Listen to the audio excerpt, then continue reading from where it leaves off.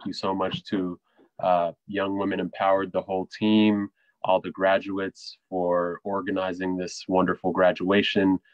Thank you to Jadalyn for attempting to introduce me. I appreciate you. I know how connectivity issues go. First, I just want to acknowledge what's going on in our country. My heart goes out to all the protesters today who are demanding justice and fighting for a nation where Black people are free from state-sanctioned harm. My heart also goes out to the family and loved ones of George Floyd. George is survived by two daughters, age 6 and age 22. And I'm so sorry if this was already done, but I would love to just take a quick moment of silence in honor of George and all the institutions that failed him and countless other people who have been murdered in the past several years. So I would like to take a moment of silence right now. Thank you.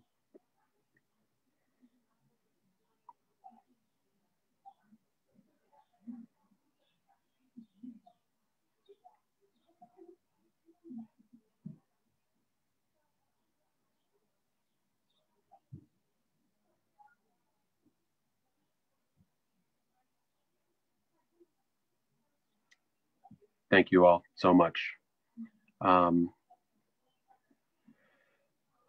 a time to be alive, all of you. I can't believe what it must be like for you, 2020. I can't see your faces, but how many of you have been stressed out this year? I can kind of see you type out, or if you give me a thumbs up, I just kind of want to interact with you here. Has this been a stressful year? Yeah, I see some faces nodding. I see hashtag all of us. I see more nodding, Jadalyn, everybody. Yes, I see Ray. I see you all. I see you all. And some of you are probably wondering if things have always been this crazy, or wondering if this is relatively new. Why did your class have to go through this? Why do you have to? What did you do to deserve this?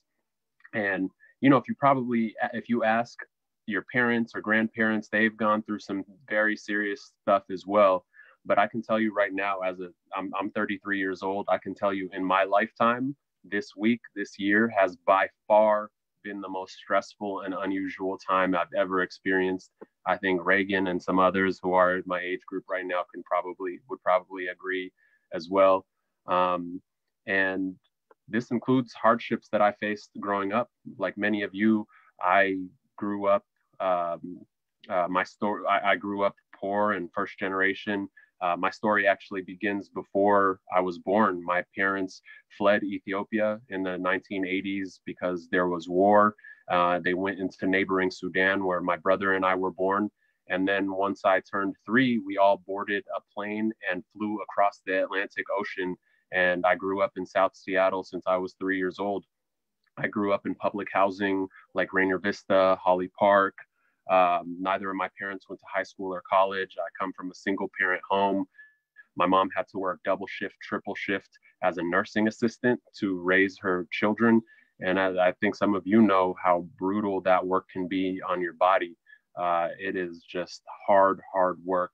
So I faced a lot of adversity growing up, and I ran for office last year and started this council member job this year, because I wanted to channel that adversity into purpose, and that purpose is to help my community. I wanted to represent the district where I was raised and support the numerous movements around King County that are seeking to improve the lives of people who, like me, grew up poor, oppressed, first generation. I felt like my adversity gave me an ability to understand important perspectives, and ability to listen and build and collaborate with communities in shaping policy. And right now, you are all facing the most unique circumstances of a generation. I don't mean the broad you, I mean you specifically on this call. Very few people in history have ever gone through what you're going through. And for those of you who are stressed out, feeling lost, feeling depressed with these circumstances, I just want to say a few things. Number one, your feelings are valid.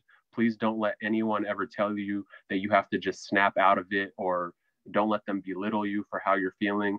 Do what's right for you. Take care of yourself. And that includes asking for help. People at Young Women Empowered, I know they're there for you. I'm here for you. There are so many people out here that are looking out for you. So it's okay to ask for help. Don't let anybody tell you your feelings are not valid. Second, I just want to say you should be so proud of what you've accomplished.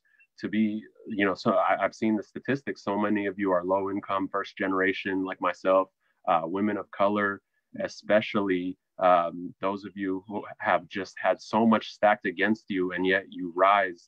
And I'm so, so proud of what you've been able to accomplish. And so is everyone on this call. Third, I hope that you are able to channel that adversity you've experienced into purpose. You're feeling how you feel because there is injustice in the world right now. And that injustice needs your unique voice, your unique perspective, your unique understanding of the world. And we need you in order to fix these injustices. I'll tell you a quick example, a very small example. I grew up in Holly Park, and when the orders came down that everybody has to wear a mask when they're outdoors, I thought we need to go out and hand out masks in Holly Park. By the way, Holly Park is New Holly, but when I grew up there, it was Holly Park. That's in South Seattle. But oftentimes government just does things without really collaborating with community. So what I said is we need to partner up with an organization that already serves New Holly, that knows the community. So we partnered up with an organization called East African Community Services. And I can't tell you how valuable that partnership was, to partner with people who know the community already. They knew all the people who needed the masks first. They knew where all the elders lived. They knew the right cultural way to approach women and elders in that community. They spoke the right languages. And that's all because they've gone through what that community has gone through, and they've channeled that adversity they've experienced into purpose, a purpose to build a better community, to serve that community. And so that's my ask of all of you. And it's also a promise on my end to all of you, is that if you put your heads together, you think of a problem facing your neighbors or your peers and come up with a project to help solve a problem, if you come up with that plan and you show it to me or anybody else, I promise you I will be there to help connect you to all of the elected officials that you need to be connected to, all the organizational and business leaders that you need to be connected to make your vision into reality, because your voice is so important. Myself and my office are here for you always. Find your purpose in service to your community. We need you. We're here for you. We're so grateful for you. Congratulations to all of you. Thank you so much. And I can't wait to hear from all of you.